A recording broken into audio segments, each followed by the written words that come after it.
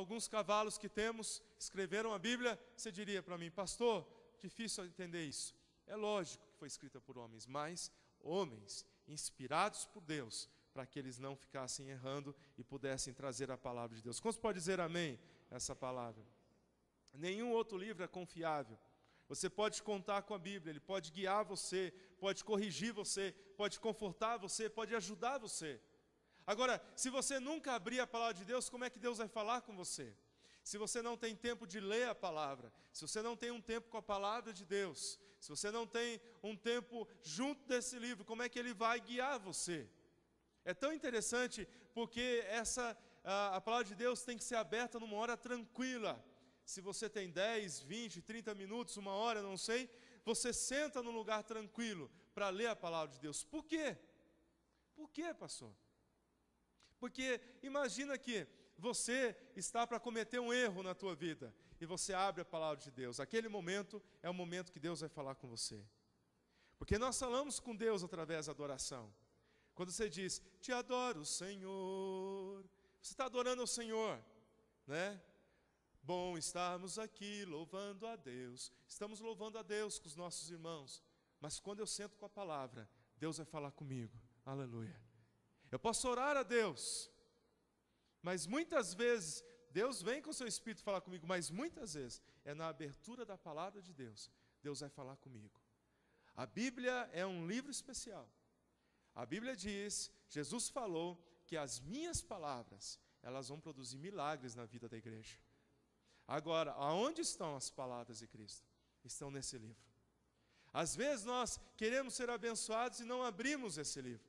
E Deus, Ele vai falar conosco através do estudo da palavra de Deus. Se nós não fazemos isso diariamente, como é que Deus vai falar conosco? Se nós não temos um tempo a sós com Deus, como é que Deus vai falar conosco? A Bíblia diz sobre o a sós, não é? Esse tempo de leitura, de momento com Deus. Nós temos que ter um canto, um momento em que você se assenta para ler a palavra de Deus. E você vai ficar na sua casa, você se senta, você pega a palavra e diz, Deus fala comigo. E ali na abertura da palavra de Deus, no momento da palavra de Deus, você vai ver Deus falar com você. Eu me lembro quando nós estávamos indo aqui para a igreja, o Jason era pequeno, e nós estávamos ali orando, na nossa sala ali, tocando piano, só a nossa família. Eu estava tocando piano, estávamos cantando, aí ajoelhamos para que Deus falasse conosco. De repente, o Jason era pequeno, ele foi tomado por uma unção muito forte de Deus e começou a abrir a Bíblia, e ele trouxe uma voz profética para nós, pequeno, através de um texto da palavra de Deus. Deus vai usar crianças, Deus vai usar famílias, Deus vai usar adultos, Deus vai usar a esposa, Deus vai usar quando nós lemos a palavra de Deus. É tão interessante porque a Bíblia diz que Deus fala, Deus fala. E Eliú diz, Deus fala, mas nós não escutamos. Deus fala 2, 3 vezes, mas nós não atentamos. Deus fala pela palavra. Sem leitura da palavra é igual um telefone que você tira o gancho. Não tem como você se comunicar. Você tenta, Deus tenta telefonar para você, mas não tem. Deus, muita gente diz, Deus não fala comigo, pastor. E a minha pergunta é, quantas vezes você lê a palavra de Deus? Pastor, Deus não fala comigo. Quantas vezes você lê a palavra de Deus? E quando você lê a palavra de Deus, quantas vezes você deixa Deus falar com você? A segunda coisa que Deus fala é através de professores, homens capacitados por Deus. Eu queria que nós abríssemos ali a palavra de Deus.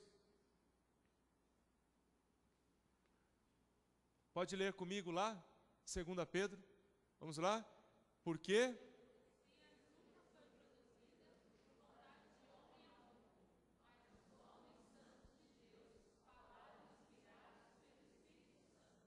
Homens santos de Deus falaram inspirados pelo Espírito Santo.